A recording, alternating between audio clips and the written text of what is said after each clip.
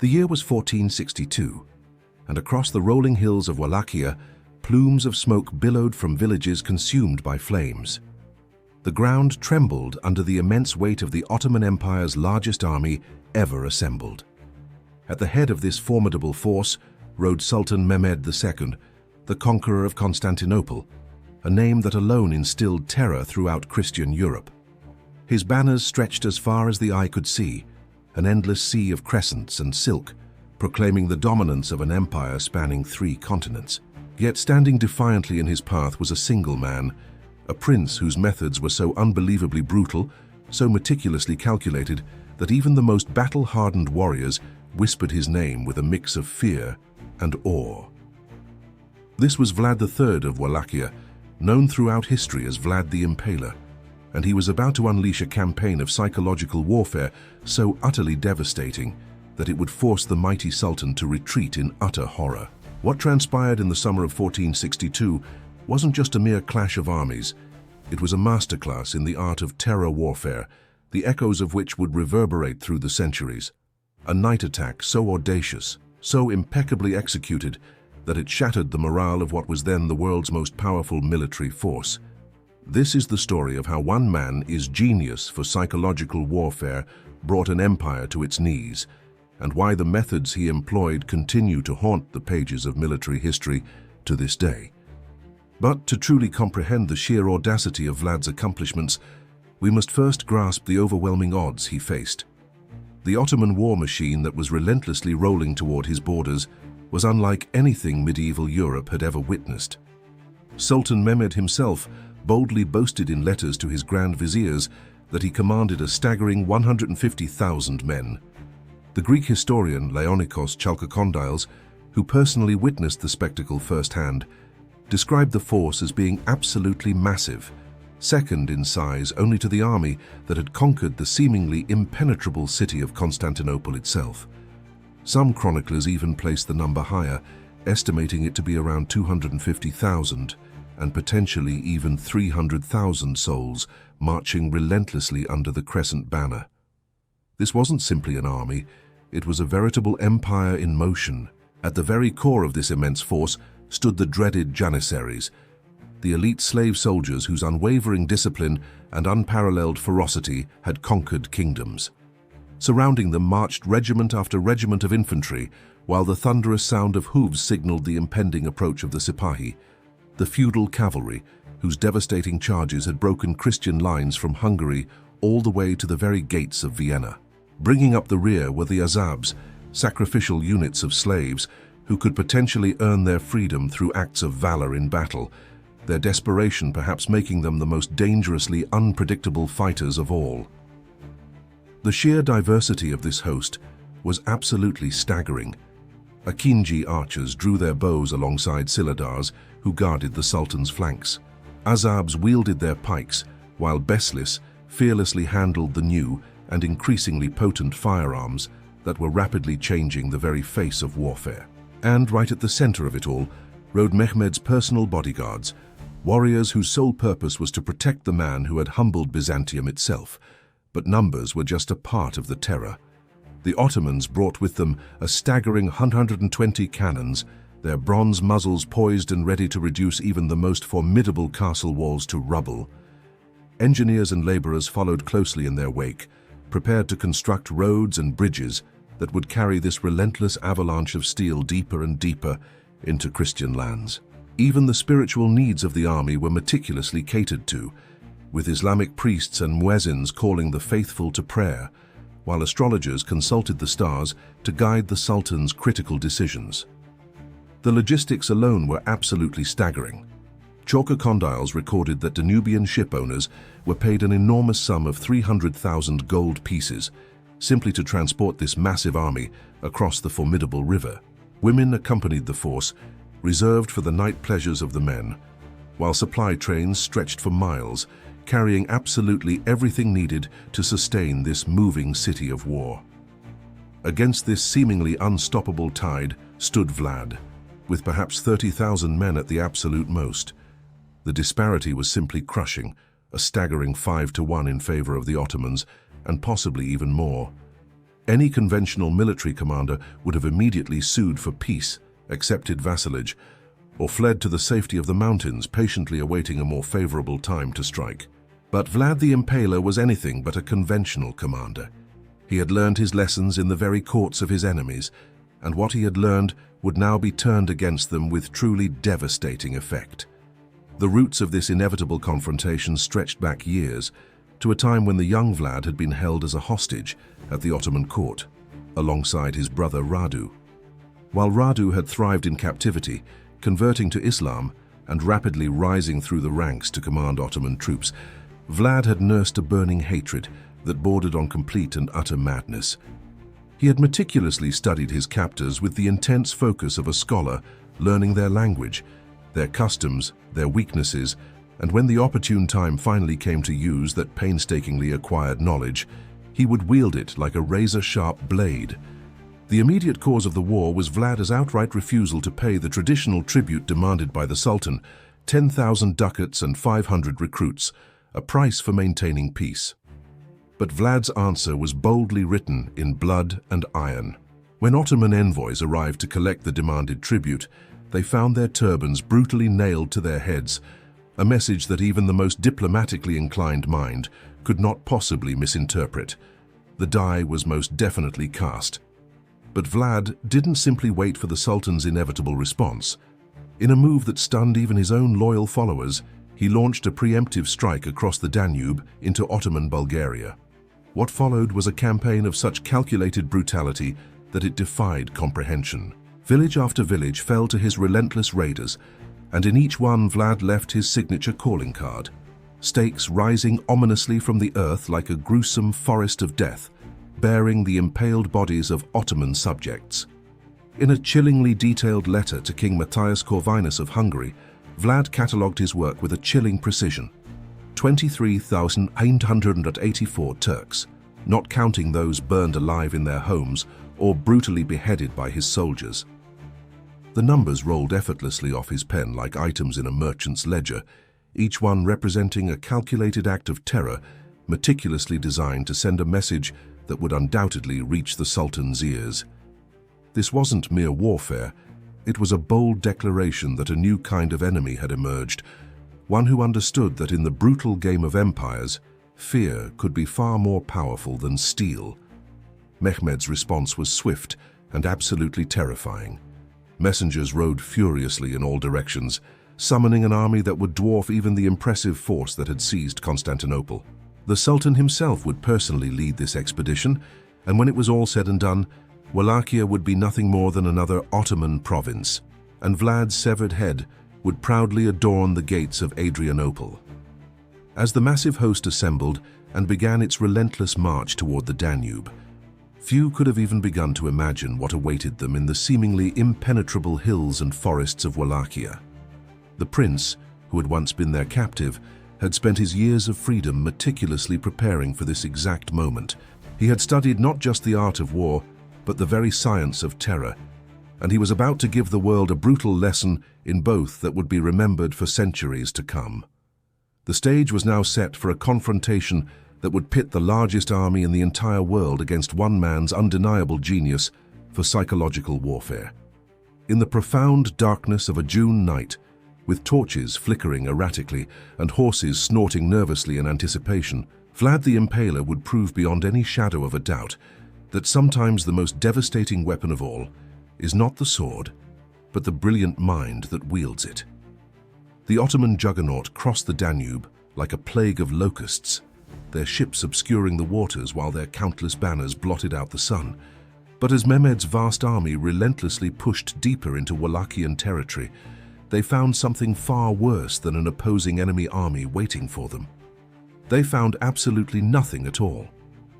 Vlad had anticipated this exact moment for months, and perhaps even years. While other princes might have recklessly gathered their forces for a glorious last stand, the Impaler chose an entirely different path. As the Ottoman vanguard relentlessly advanced, they discovered village after village standing eerily empty, their inhabitants vanished without a trace, like smoke in the wind. Wells had been deliberately poisoned with the bloated, decaying corpses of animals, their waters turned black, and absolutely foul. Granaries stood completely bare, their contents scattered to the wind or consumed by flames that had died out days before the invaders even arrived. This was scorched earth warfare elevated to a true art form. Vlad had systematically evacuated entire populations to the relative safety of the mountains, driving livestock and vital supplies beyond Ottoman reach, while leaving behind a desolate wasteland that could sustain nothing larger than a small scouting party. Rivers were cunningly diverted to create treacherous marshes where once solid ground had stood. Roads were torn up and replaced with carefully concealed pits, their flimsy timber coverings disguised with leaves and brush, patiently waiting to snap the legs of both horses and men alike. The psychological effect on the advancing Ottomans was immediate and absolutely devastating. Turkish chronicler Tursun Bey would later write of how the front ranks reported that there wasn't even a single drop of water to quench their overwhelming thirst. The heat of the unrelenting sun was so absolutely merciless that soldiers jokingly claimed they could cook kebabs right on their chainmail shirts. But the fleeting laughter died quickly as the true reality of the situation set in. This was most definitely not the easy conquest they had anticipated. They were marching through a land that seemed cursed, where every single step forward brought them deeper and deeper into a nightmare meticulously designed by a madman. For 7 long days, Mehmed's seemingly unstoppable army relentlessly pushed forward, finding no man, no animal, absolutely nothing to eat or drink. The Sultan, who had audaciously conquered the greatest city in the world, now found himself the reluctant commander of a force slowly starving in hostile territory. His soldiers, accustomed to the rich plunder that inevitably followed Ottoman victories, instead faced empty villages and poisoned wells. Morale began to crack like brittle ice under the spring sun, but Vlad was far from finished. As the Ottomans struggled desperately through his carefully crafted wasteland, Wallachian cavalry struck with the speed and ferocity of lightning from the surrounding hills and forests. These weren't pitched battles, but meticulously planned lightning raids designed solely to terrorize and demoralize the enemy. Horsemen would appear without any warning, strike hard at supply trains or isolated units, then vanish back into the wilderness before the Ottomans could even react. Sleep became an absolute luxury as soldiers jumped at every shadow, every unsettling sound in the darkness beyond their meager campfires. The Prince of Wallachia had learned incredibly well from his years of captivity. He fully understood that the formidable Ottoman military machine, for all of its overwhelming power, depended heavily on momentum and reliable supply lines. Strip away both of those crucial elements, replace them with unrelenting fear and uncertainty, and even the mightiest army in the world could be brought to its knees. Each attack was precisely calculated, not for the casualties it inflicted, but for the sheer terror it spread. Ottoman soldiers began to whisper amongst themselves, wondering what manner of demon they faced in these cursed lands. Yet even this relentless campaign of harassment and attrition was merely preparation for Vlad's ultimate masterpiece. As the Ottoman army struggled relentlessly toward Targovishte, the capital of Wallachia, their cunning commander was meticulously planning something that would demonstrate the true depths of his tactical genius. What he desperately needed was actionable intelligence, detailed knowledge of the enemy camp that could only be obtained through the most dangerous of methods. On the night of June 16th, as Ottoman sentries peered nervously into the encompassing darkness beyond their fires, a lone figure calmly approached their sprawling camp. He wore Turkish dress and spoke perfect Ottoman Turkish, his accent bearing absolutely no trace of the Wallachian mountains. To the unsuspecting guards at the camp's perimeter, he appeared to be nothing more than a late messenger, or perhaps a local guide seeking to curry favor with the all-conquering conquerors. This unassuming figure was none other than Vlad himself, meticulously disguised and walking calmly into the very heart of enemy territory. The sheer audacity of such an act defies comprehension. Here was a man with a substantial price on his head, whose very name was synonymous with terror throughout the vast Ottoman Empire. Casually strolling through a military camp containing over 100,000 soldiers, who would have gladly torn him apart with their bare hands had they recognized him. But Vlad's disguise was absolutely perfect, honed by years of painstaking observation and relentless practice.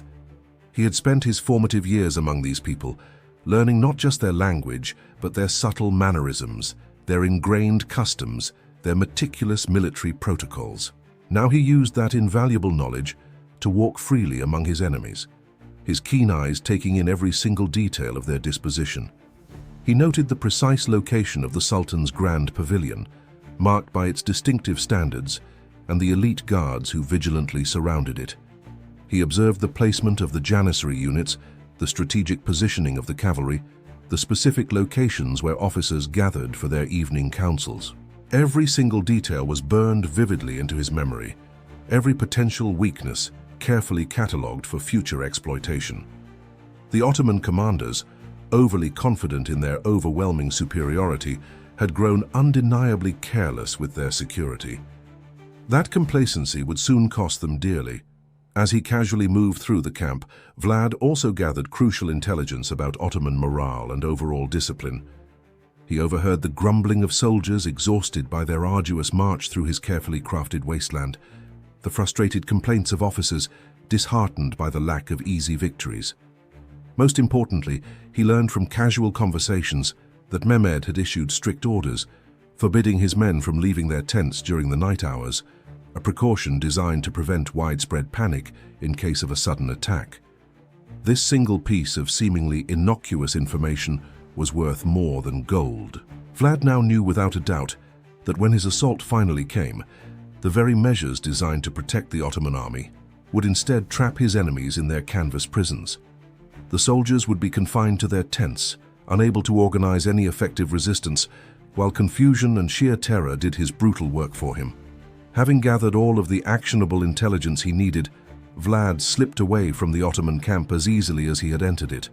No alarm was raised, no pursuit followed.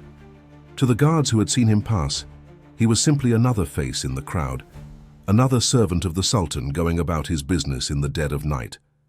They had absolutely no idea they had just encountered the most dangerous man in the entire Balkans, or that their collective fate had been sealed by his audacious midnight reconnaissance. Back in the encompassing hills surrounding the Ottoman position, Vlad gathered his most trusted commanders and began to meticulously outline his daring plan.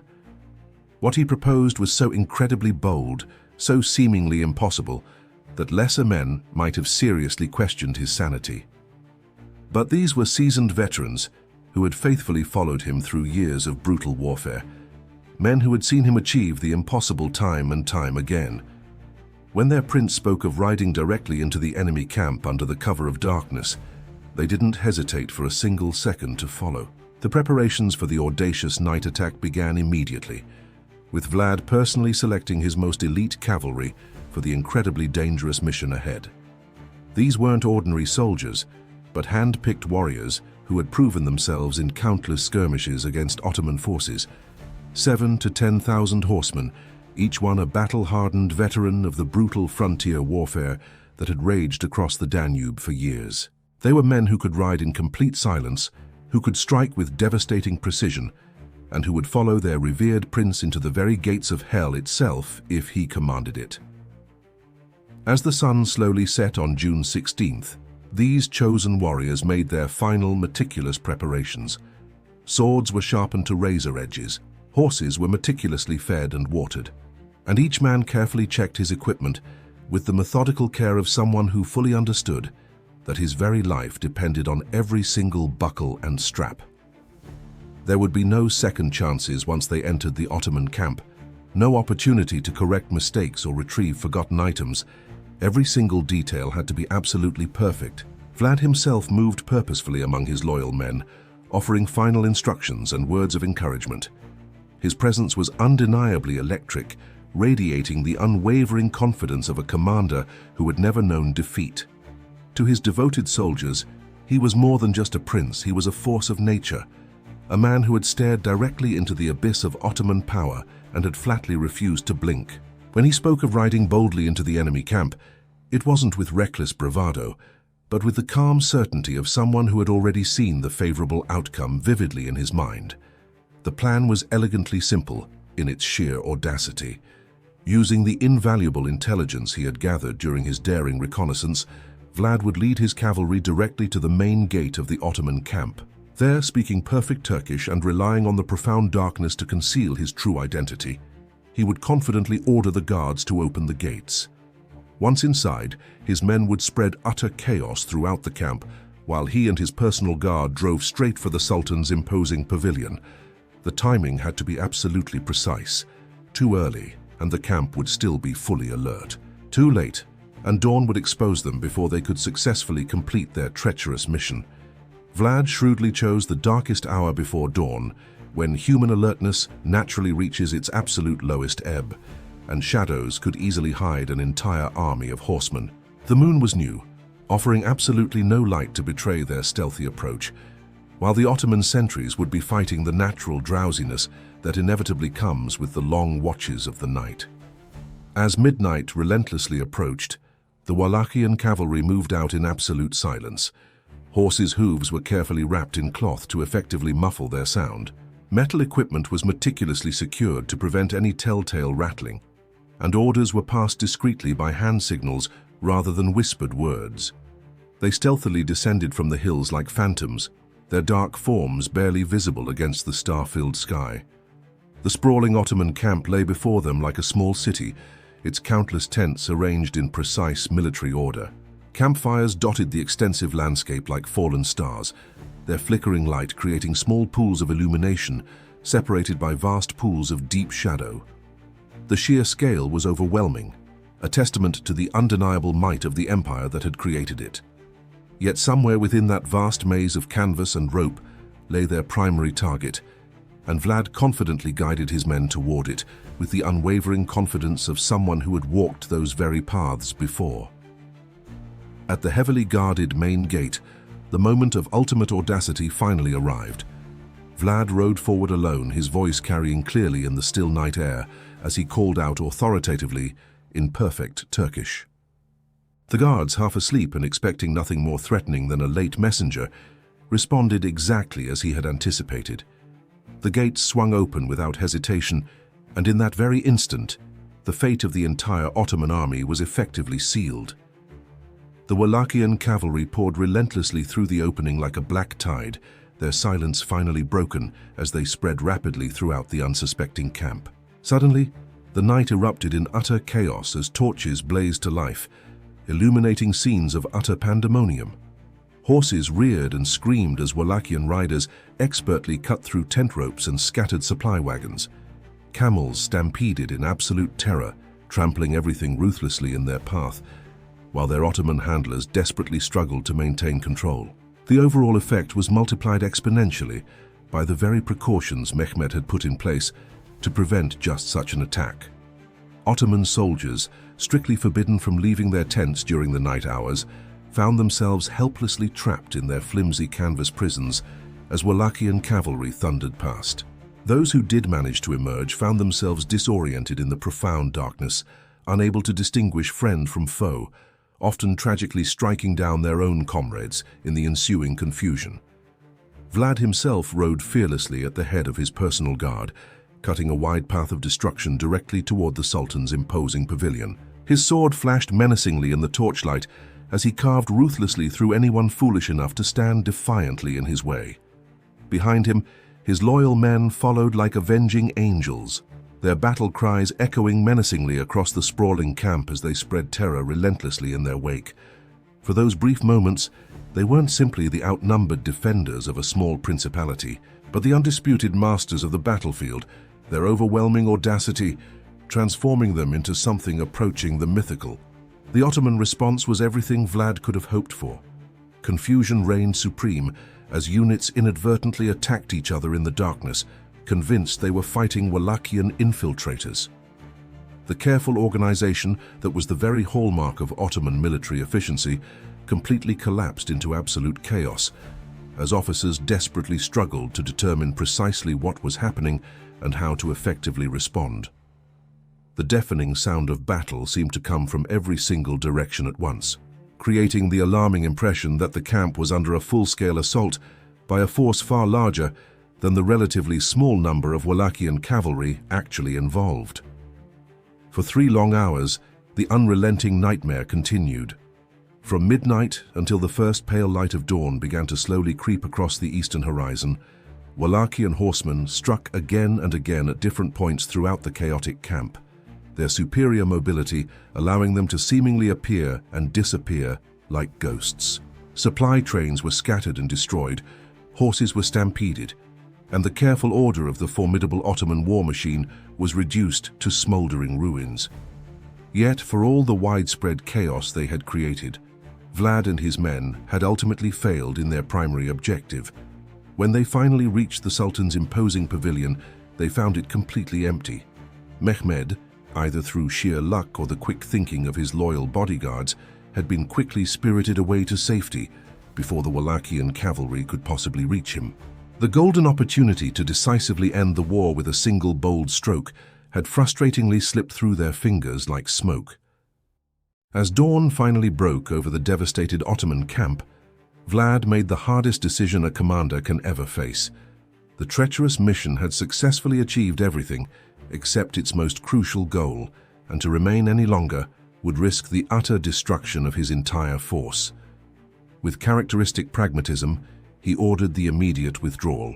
The Wallachian cavalry stealthily melted away into the early morning mist as suddenly as they had appeared, leaving behind them a scene of absolute devastation that would haunt Ottoman nightmares for many years to come.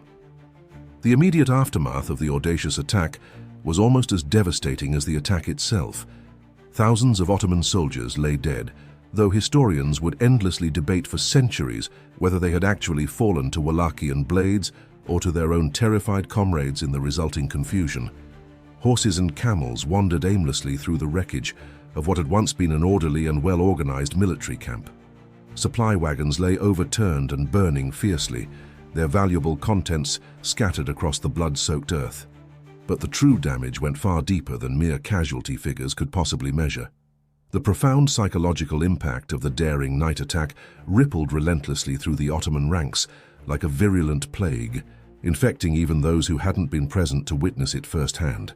These were seasoned men accustomed to victory, soldiers of an empire that had audaciously conquered half of the known world. To witness their great army, brought low by what seemed like a mere handful of Wallachian horsemen, challenged absolutely everything they believed about their own invincibility. Mehmed himself was visibly shaken by how close death had come to finding him in his own camp. The Sultan, who had personally breached the seemingly impenetrable walls of Constantinople, who had never known defeat in battle, had been unceremoniously forced to flee like a common soldier before an enemy he had previously dismissed as a minor irritant. The undeniable blow to his prestige was immense, and word of the audacious attack would inevitably spread throughout his vast empire, planting seeds of doubt in minds that had never before questioned Ottoman supremacy. Yet even as the Ottomans desperately struggled to restore order to their devastated camp, Vlad was already meticulously preparing his next strategic move. The daring night attack had been nothing short of spectacular, but it was merely the opening act in a carefully orchestrated campaign of psychological warfare that would ultimately push the limits of human endurance and completely redefine the very concept of terror in medieval combat. The chilling aftermath that inevitably followed would cement Vlad's enduring reputation as history's true master of psychological warfare. When Mehmed's demoralized army finally limped into Targovishte weeks later, they encountered a horrifying sight that would break even the Sultan's iron will. A staggering 20,000 stakes rose ominously from the earth like a grotesque forest of death, each bearing the slowly rotting corpse of an Ottoman prisoner. At the very highest stake, strategically positioned for maximum impact, hung the lifeless body of Hamza Pasha, a high-ranking Ottoman commander whose elevated position symbolized his former rank in the most macabre way imaginable. The Greek chronicler Leonikos Chalkokondyles recorded that the Sultan himself was seized with utter amazement, declaring that it was impossible to deprive of his country a man who had done such great deeds. Even Mehmed the Conqueror, who had personally witnessed the horrors of countless battlefields, was grudgingly forced to acknowledge the diabolical genius of his determined opponent. The audacious psychological warfare had successfully achieved what conventional armies simply could not. it had effectively broken the will of the world's most powerful empire. Within days, the once proud Ottoman army began its hasty retreat. The force that had confidently crossed the Danube with grand dreams of conquest now fled ignominiously back across its treacherous waters, their morale completely shattered and their confidence in utter ruins. The daring night attack at Targovishte had lasted a mere few hours, but its profound effects would continue to echo relentlessly through history. Vlad the Impaler had proven that the biggest victories aren't always won with more soldiers or better weapons. Sometimes it takes the guts to use tactics so bold, they change the whole game of war. His story shows how powerful the human mind can be when pushed to its limits. It also reminds us that in the toughest times, the most unexpected heroes can step up and change history. The night attack at Targovishte is one of history's riskiest military moves. It was a brilliant piece of psychological warfare that turned a desperate last stand into a legendary win. In just 3 dark hours, Vlad the Impaler proved that smart tactics and pure audacity can beat seemingly impossible odds.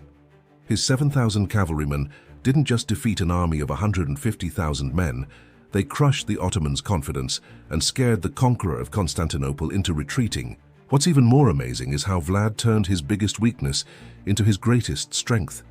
He was badly outnumbered and would have been destroyed in a normal war. So, he decided to fight a war inside people's heads. Everything he did, from burning the land to the forest of stakes at Targovishte, was meant to do more than just kill enemies. It was meant to break their will to fight.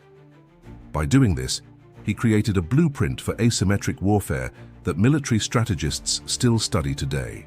The Sultan, who had defeated Byzantium, went back to his capital with his reputation ruined and his army's spirit broken. Mehmed II learned a lesson that people in power would remember for years to come. The most dangerous enemy isn't always the one with the biggest army. It's the one who's willing to use methods so brutal and brilliant that they go beyond the usual rules of war. Vlad's story isn't just about medieval violence. It's proof that in the darkest times, when everything looks hopeless, human cleverness and determination can achieve the impossible. The Prince of Wallachia saved his homeland and became a legend, reminding us that the greatest victories don't always go to the strongest. They go to those brave enough to rewrite the rules of war.